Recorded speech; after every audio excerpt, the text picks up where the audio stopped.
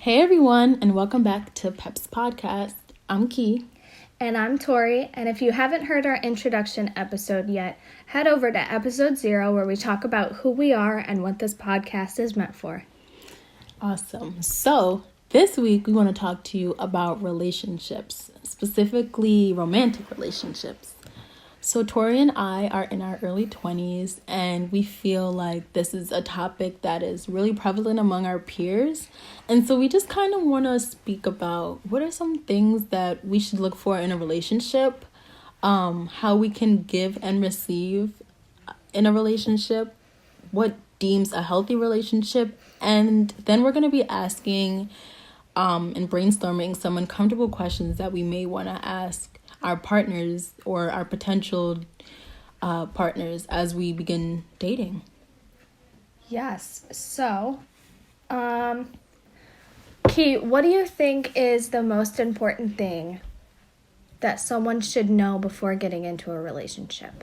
So I think that, when we start getting into relationships, right, the first thing that we should be focused on is ourselves.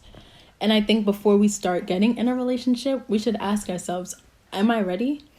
I think that's such a powerful question because, typically people start dating because they want to fill some void that they may be having, right?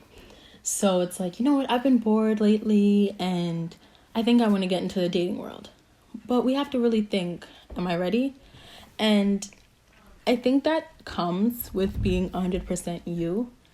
And being comfortable with yourself, being comfortable with some of your insecurities, being aware of what they are, and just making sure that you are a whole before you share yourself with someone else. Here's my take.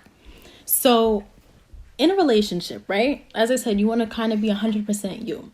So if we're starting off with 100% of myself, right? I'm completely okay with the things that is not okay in my life. I'm okay with work, and I know that I'm ready to be in a relationship. And I meet with someone else who is also 100% ready, to be in a relationship and to put themselves out there. Ideally in a relationship, we want to share 50% of ourselves, right? So if I'm willing to share 50% of my 100% and the person is also willing to share 50% of their 100%, then we'll always be 100% as people, as individuals, and in the relationship. We'll always be able to give and receive and, just kind of be balanced as we are kind of exploring another person. However, that's not always the case. There's going to be times in a relationship where you may be straining because you're giving your partner more of yourself, or they're straining because you're having a hard time with some aspect of your life and you kind of need to get a little bit of help somewhere. And that's also what a relationship is about, support, And I feel like in order for us to be able to give and receive, we have to just focus on areas in our lives where things are not okay. And that may start with, the workforce, for example. If I'm unhappy at work all the time, I'm constantly coming home to my partner and complaining, oh my God, I hate this person because they said this to me at work and they did this. And I'm so drained, I'm so done, I'm ready to quit, but I can't because I have to pay the bills. I'm so stressed out. You're constantly pulling from that part of your partner where they have to constantly give you reminders of, oh, babe, it's okay. We all have to deal with this, or babe, don't worry about so-and-so because they're just jealous. And you're constantly pulling and you're never able to give them, positive feedback or positive comments about your job. And I think that sometimes that can cause a strain in a relationship because you're constantly asking for parts of your life that you're unable to fill in yourself. And odds are, if you continue with that kind of negative strain on your relationship, I feel like the more strain that your relationship is going to feel in the future, especially. Exactly. I feel like, and if you're so consumed about asking things from your partner. I feel like, when do you have time to give them the equal amount?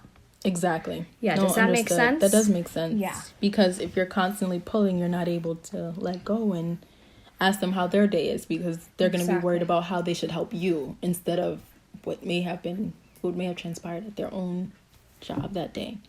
Yeah, for sure. And I think that's where it kind of brings the importance of giving and receiving. And of course, there's going to be areas of our lives where, like, things aren't going the best, and you do have to complain, and you do have to share, you know, some of the misfortunes of the day. Like, that's a part of a relationship, dealing with issues and dealing with helping your partner get through tough times. So we're not saying never complain to your partner. We're not saying that everything in your life has to be perfect, but you do have to recognize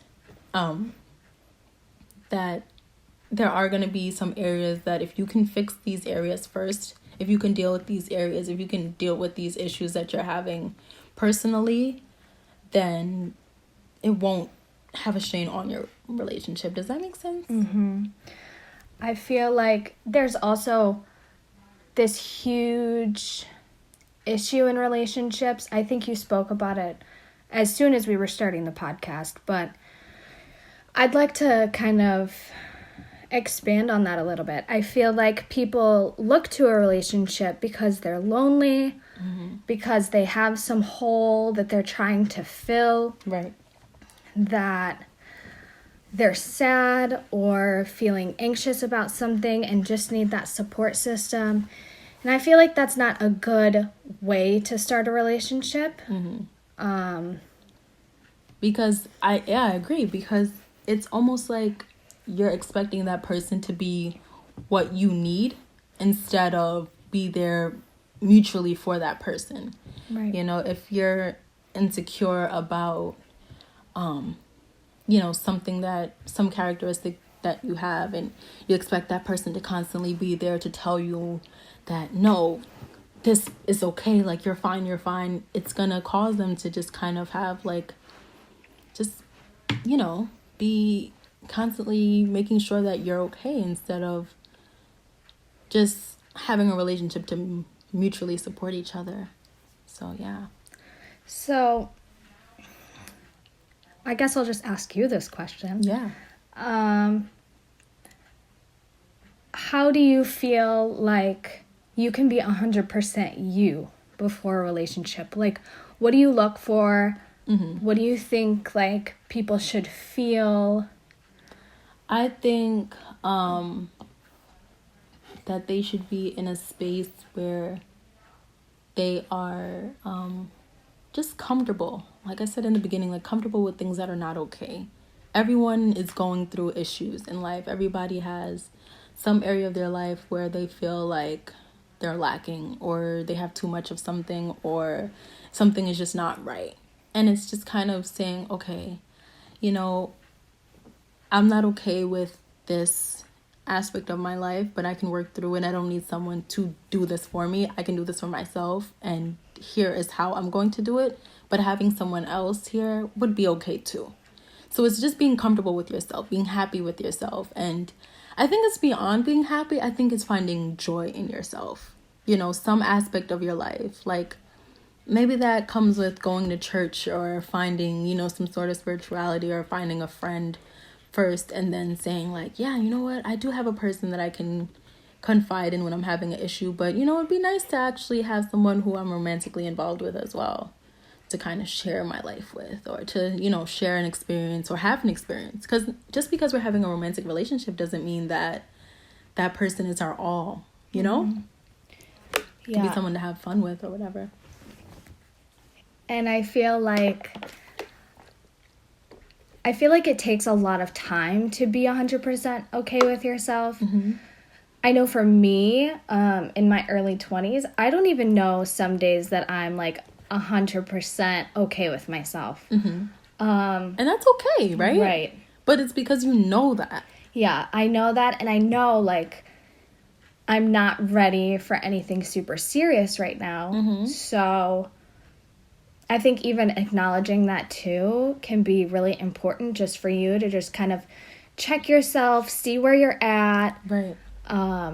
and see what you want to do going forward. I agree, because I mean, there are times where I'm not 100% myself and I feel like, oh my God, I feel so sad today. I don't know why I feel this way, but I'm going to get through it. And I think the first step is acknowledging the fact that you're not okay, because that just brings awareness. If you're constantly in a kind of funk and you don't know it because it becomes regular to you, it becomes regular, becomes routine, then that's where the issue lies. When you have friends coming up to you and it's like, you're not the same, or, we used to go bowling every Saturday and now it seems like you just been staying in your house all the time. It's like when you have these people coming to you with these questions, that's when you have to question yourself and say, wait, something is wrong. And I think it's that recognition, that first step, that makes you realize, okay, I need to make a change somewhere in my life. So I think it's just that acknowledgement that lets you know that you're 100% you, because you're aware. Wow. I don't know. What do you think? That was super profound. That's Thank what I you. think. Oh, wow. No, I'm kidding. But, so Peps, like we were talking about, before we started like recording, we were talking about what are some uncomfortable questions that we may have as we're starting to, date. And I think we came up with like a pretty good list. So should we start? Yeah, so we're going to name off, I think we have 10 of these questions. Just questions that maybe you can use if you are getting ready to date or you're in the beginning stages of a relationship, just to kind of assess what you want for the future, where your relationship stands, and how that person is going to add to you. Exactly. And how you can add to the person. Exactly. So, the first question we have is, how did your last relationship end? Like, such a good question. It starts off by just setting the tone of where the person's headspace is, because what if the relationship ended horribly and now they're looking for someone to pick up the pieces? At least you would know that from the get-go, so you know where to go in your relationship and whether you want to proceed or not. Exactly. And there's some cheaters out there. So I feel like knowing what the last relationship went through, you can kind of figure out what their motive is, right? And if they're going to do it again. Because, I mean, people always say cheater's going to cheat, right? Right. So you can kind of, that's something that I would definitely want to know. Because if they cheated in their last relationship, I don't want to be in a relationship with you. Right. And if you did cheat, the question becomes, why did you cheat? And can we talk about that? And can we have an open conversation without you getting upset of me accusing you of something? Or, because like you said, the tendency is a cheater is going to cheat, right? That's what everybody has in their mind. And I think that it is a great indicator that someone could possibly cheat again. But the question is, like, why did you cheat? Did you cheat because you tried to get out the relationship, but your partner didn't want you to? So you felt like, well, if they, this is the only way I can get out. Or did you cheat because, like, you just like the thrill of it? So let's talk about that, because it's important, Right. Another question we have is, how is your relationship with your family, especially your parents? I feel like this is a huge question that I often like to ask, just because I feel like for me, a man's relationship with his mom is especially important, just to see kind of how he treats the women in his life. Exactly. Yeah, and I think that's important also because, it's just that conversation. Like, how are you with your family? Are you close with them? Is that when you get in a relationship, you become a part of that family too. So if their relationship is great with their family, you want to get along great with their family. You want to go to their family events, and that, when they invite you to see their family, that means that you're important, because they take that seriously, and now they're inviting you into their home. So it does tell a lot about, them and some of the people that they find most important. I agree exactly with what Tori said about, making sure that my significant other also has a good relationship with his mom. Question number 3. What are some of your values?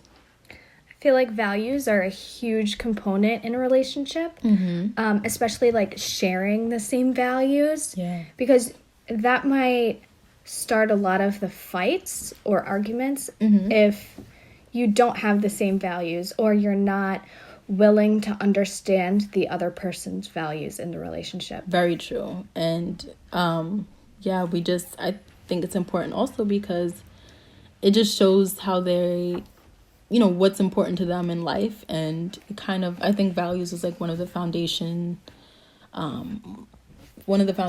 for their personality, Another question, what do you want for the future? And does it align with your partners? So most of us nowadays, we're dating to marry. I mean, yeah. Not everybody, but yeah. most people. So what do you want for the future? What if your partner wants to be in an open relationship and you don't? Like, that's a conversation. And that's something that needs to be had because right. you don't want to waste your time. Also, I think us being in our early 20s, we are looking for that person to marry. And whether they want kids or not is a huge deal breaker. And it's something that needs to be discussed at minimum. Yeah. Right?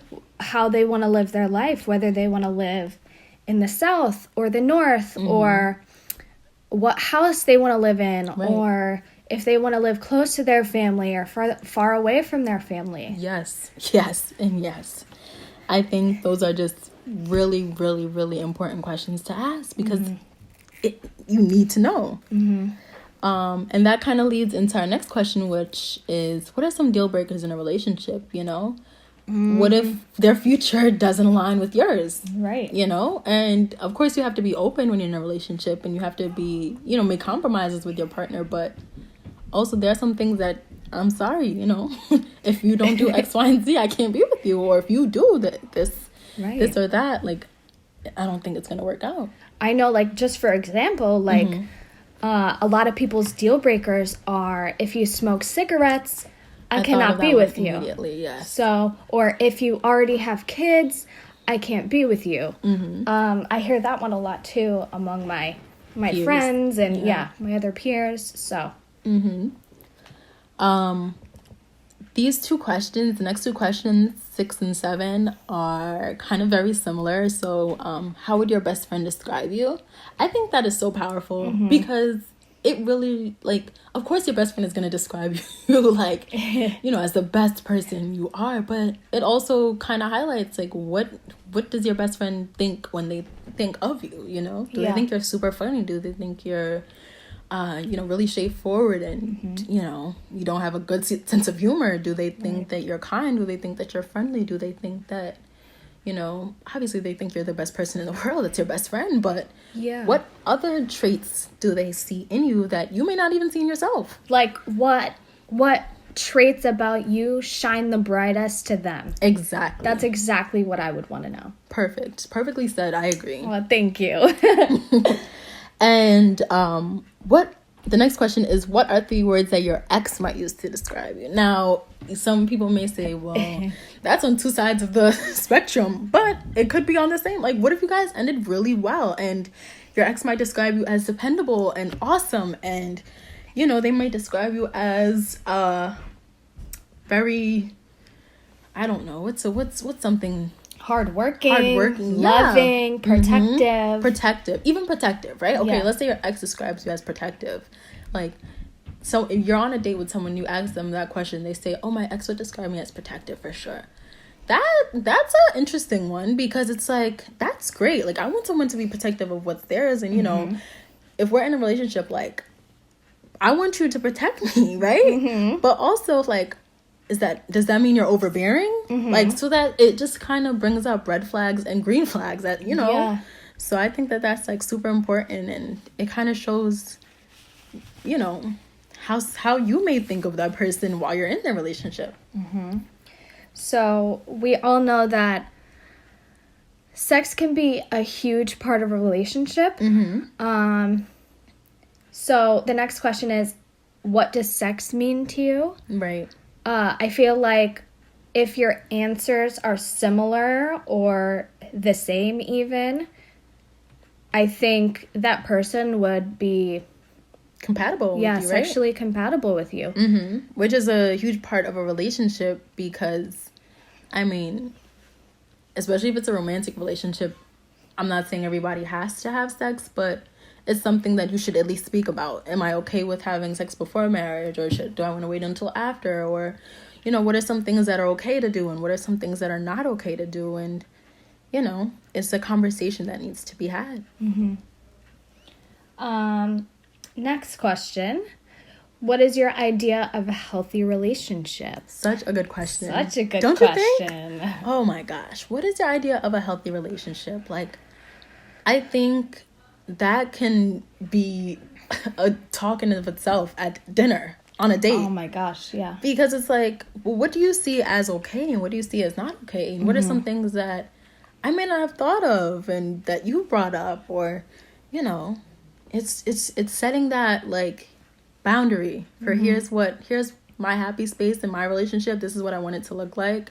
Does yours align with that? Is it sort of, meshed together? Is it kind of separate? Are there some things that you said that, kind of put a red flag in my head? And honestly, it doesn't have to be like completely aligned, right?